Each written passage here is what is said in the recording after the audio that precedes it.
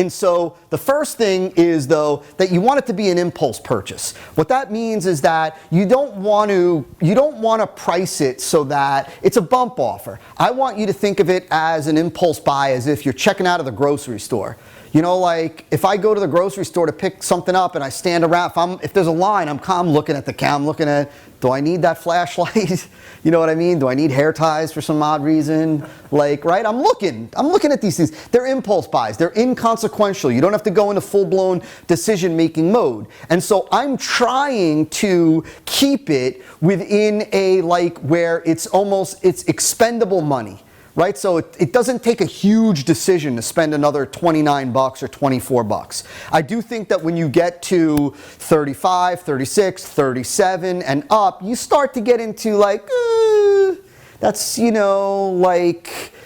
that's a little bit where I need to decide. But 20, 22, 23, you know what I'm saying? That 24, 25, that price point is much more of an impulse. But that's what you want it as. So I've seen bump offers where people had $97. That's too much.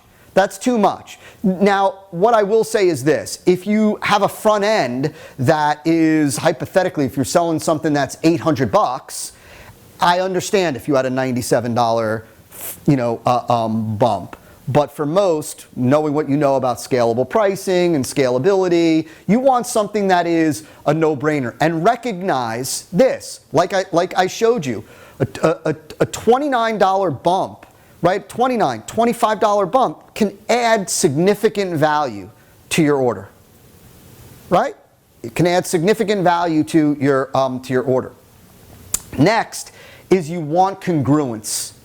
And so this means that you don't want some oddball, like you don't want to just have it's not, the idea isn't to just $29 tennis courts. Yeah, like, well, the idea isn't to just like, hey, Todd said have a bump offer, or Russell said have a bump offer, therefore I'm going to put a bump offer on and I'm going to offer them, whatever. I'm going to offer some, 6-month supply of car wax. That ain't it. That ain't it. It's got to be congruent. It's got to be an extension. And I want you to think about, what is it that they've already raised their hand and showed you that they're interested in? What is it that they've already said, yes, I'm interested in this. This excites me. I want this, that we can give them more of. Meaning, like, if somebody, if somebody has raised their hand, they want, they're buying an immune boosting supplement, let's just say. Not the best example for you, but nevertheless, right? Well, what else would they be interested in? What else could we bundle with this? What else could we add on to this that they've already shown interest in? Finally, little weird oddball thing here, and this is something in itself that could be a training, but there's this weird infatuation that people have with getting a behind the scenes view of what really goes on. So, like, for example, what's the warm-up routine that, Roger Federer uses to get ready to work out every day? Right? Like, there is this weird interest that people have, rather than just like, how do you get ready? How do you warm up for your daily workout? There is much greater level of intrigue and curiosity with knowing, what does Roger Federer do? There was a famous ad, what do doctors do when they get sick? Right? Like, that did really well. And I've used this with a variety of offers. Number one, you saw this with the Cialdini offer, where it was my notes, right? Like, it's one of those, I'd like to see what Todd did, what he wrote down, what Todd thought was important. The recording of, if I made it and I could have done a better job, probably because I didn't get the approval to do it this other way, but I would have done the secret phone call with Todd, recorded a private conversation with Robert Cialdini he didn't even know, and he spilled the most valuable persuasion technique there is. Holy geez, now I need to know that. right? Like, see how it's this, you're getting a peek of the non-polished real world of an expert or an insider. So when I was, how many of you are familiar, how many of you have seen ads from James Altucher?